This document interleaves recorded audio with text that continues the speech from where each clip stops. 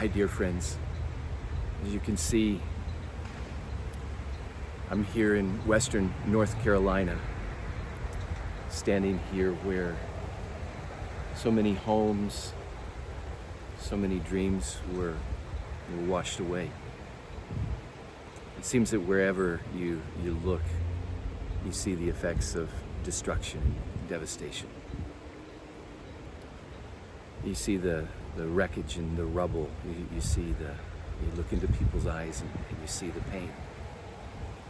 And I have to say, you don't just see the pain. As you speak with people, you can actually feel their pain. You feel their sorrow.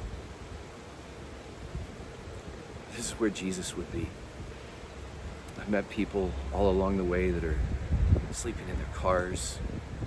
People are camped out in tents. Some are actually sleeping under the stars with nothing over their head. But in the midst of all of this, you see hope. And you see life beginning to happen. It's been beautiful to see so many people that have volunteered to come here and to help.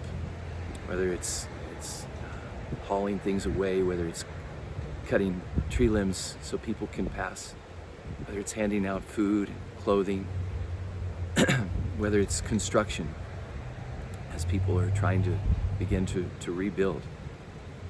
But also along the way, I've been welcomed with open arms.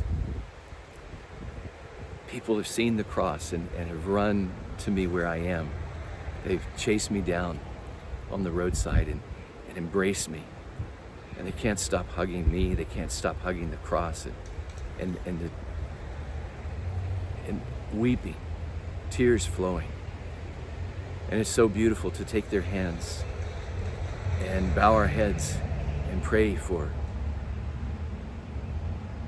the God of all comfort to comfort their souls, for the Prince of Peace to pour out the oil of his peace that goes way beyond understanding, to guard their hearts and their minds in Jesus, that they would know how near God is to the brokenhearted.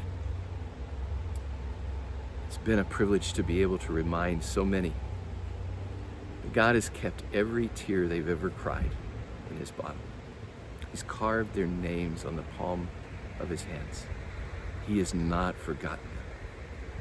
He's come to them in the midst of the struggle, of the suffering, of the confusion, of the questions, of the pain, of the sorrow. He's here. And he promises to stay with us, to be with us, even through the valley of the shadow of death.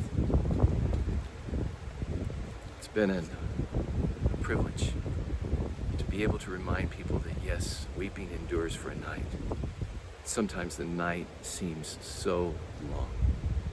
But the promise of God is that a shout of joy comes in the morning.